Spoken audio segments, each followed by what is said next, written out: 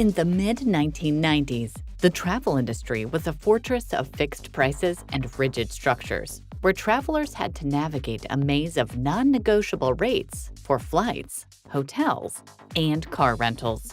As a result, millions of seats and rooms were left unsold, and millions didn't travel because the prices were just too high. A solution was desperately needed and was suggested by Priceline, a company that challenged an entire industry to evolve. This is a story of groundbreaking triumphs and multi-billion-dollar losses, of innovation and resilience, but most of all, a relentless pursuit of making travel accessible to all.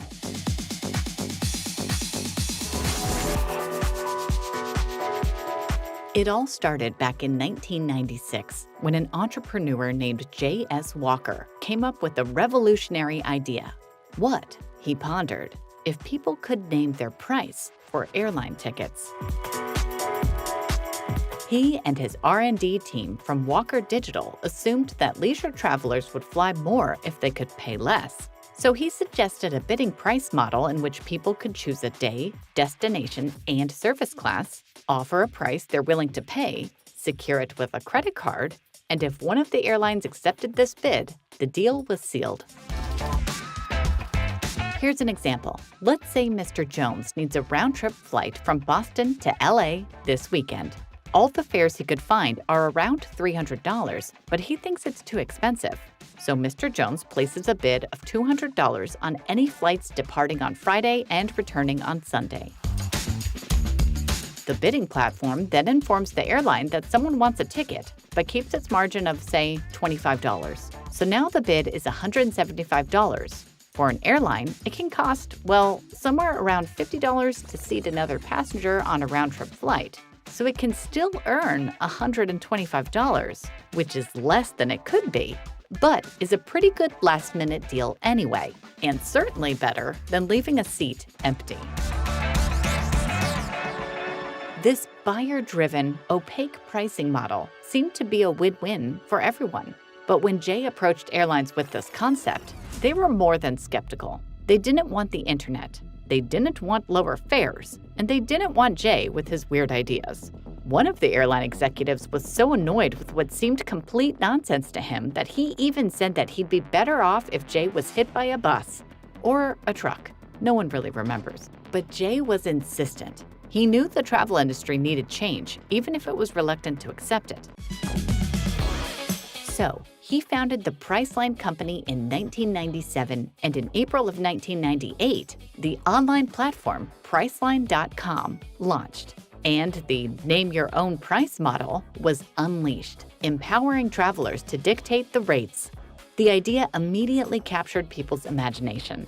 The possibility of snagging unbelievable deals turned the mundane task of booking travel into a thrilling bid for the best price. But the supply wasn't there to satisfy the huge demand. Priceline started off with only 2 domestic carriers to offer, TWA and America West. So in the first months, only 1 out of 14 bids got the ticket, causing the neophyte company drastic losses. It was reportedly losing about $30 on every ticket, resulting in a negative 13% gross margin in its first quarter. The situation looked really grim. Things changed when Delta, the first large airline, joined the venture, sniffing out business potential in the new approach. One by one, other travel companies followed, turning the travel industry on its head and launching Priceline into the stratosphere. In its first 9 months, Priceline sold nearly 135,000 airline tickets from 18 airline partners, generating over $30 million in revenue. And though the company was still suffering operational losses, that was the beginning of its triumphant journey. Priceline went public in March of 1999, after just 1 year of operation. It was the middle of the dotcom era and a golden time for online businesses. Priceline's IPO became one of the hottest ever, turning the company into an overnight sensation, propelling its market cap to the stars, and instantly making Jay Walker a billionaire. At the close of that trading day, the company's market value soared to almost $10 billion, with Jay's 35% stake worth about $3.5 billion. And that put him in the record book as the fastest to rise to billionaire status in history. Those were the days of unbridled ambitions and supersonic development. Priceline expanded beyond travel and started selling other products, applying its patented name-your-own-price model to cars, mortgages, gasoline, groceries, and even used household goods, though that part of the tale had a short run. Very soon, everything changed. The tech frenzy dissipated. The dotcom bubble burst in 2000. Market valuations took a nosedive, and dozens of weaker companies were wiped out. Priceline's stock plummeted. From almost $1,000 per share in April of 1999, the stock price collapsed to $10 in late 2000. And it was almost finished off by the tragedy of 9/11, when the entire travel industry choked and paused operations. Yet, unlike many of its peers, Priceline was no shooting star, destined to disappear. It managed to survive and even thrive, becoming one of the leading online travel agencies in the world. Post-dot-com apocalypse, Priceline dusted itself off and started a metamorphosis. At that time, Jay Walker has already left the company, selling his stake 95% down from its peak price. After some shuffling of C-level officials, Priceline was led by Jeffrey Boyd, who realized the need for radical transformation. So the company bid adieu to some of its wilder ventures and focused on travel.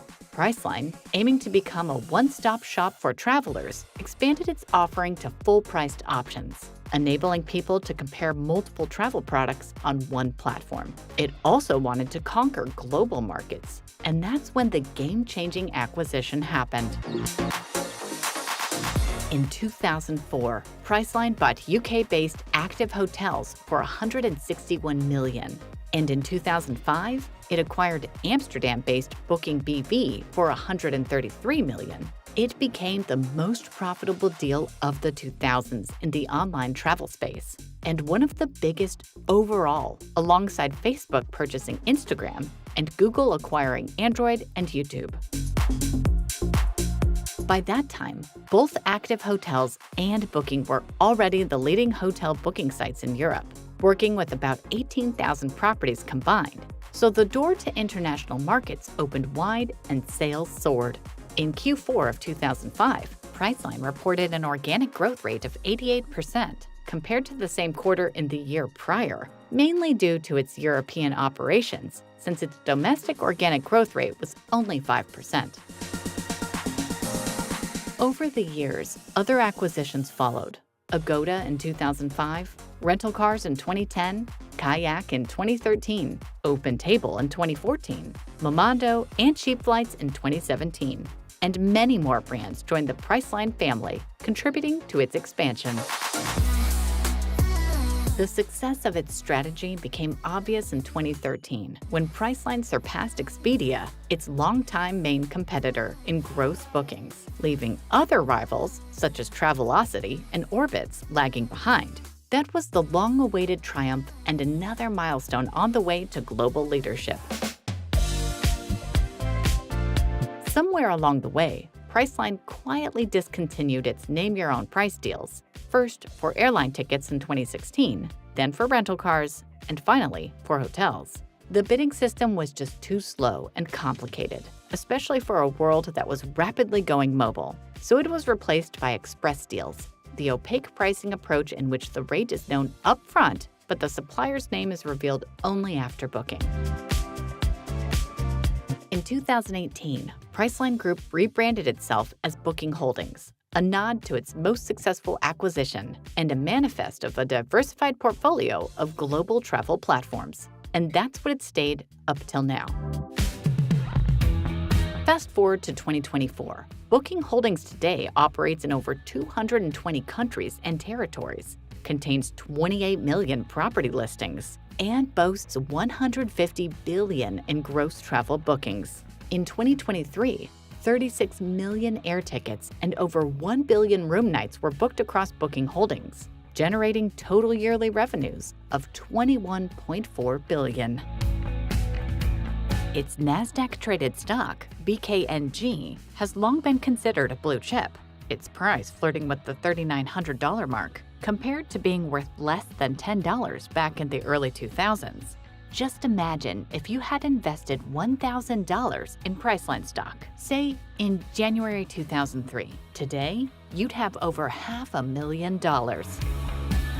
As of May 2024, Booking Holdings has a market cap of $125.8 billion, which makes it the world's 118th most valuable company and the largest one in the travel sector. For the sake of comparison, Expedia now has a market cap of around $15 billion, over 8 times less than its eternal rival. Looking at these breathtaking numbers, we can all but wonder what made Priceline grow from a 90s startup into a 21st century travel empire. What's their secret recipe for such a phenomenal success? Well, Priceline had several aces up its sleeve.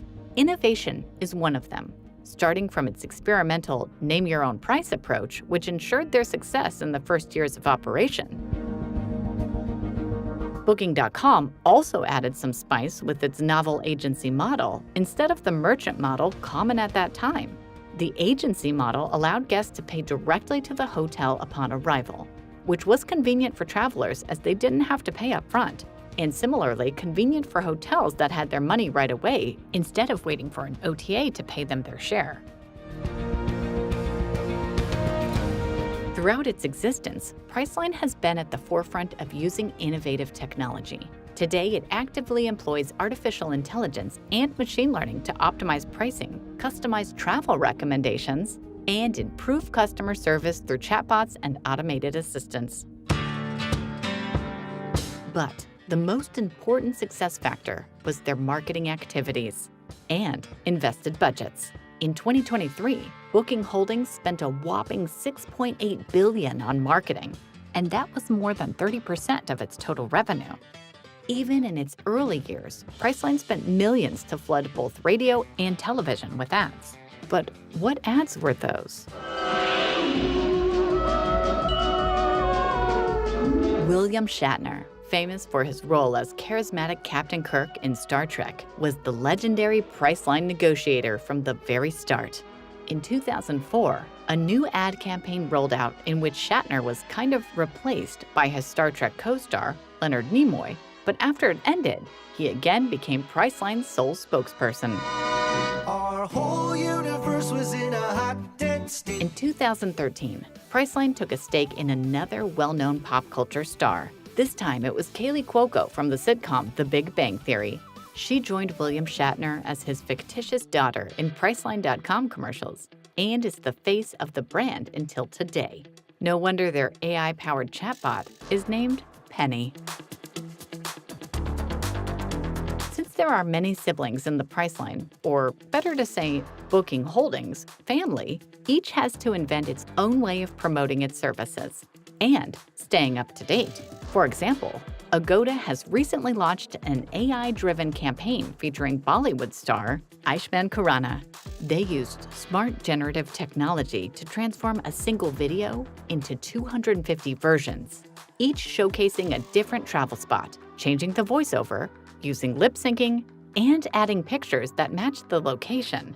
The nimble ad also changes its content based on what the viewer likes, making sure it shows the best Agoda deals for that locale.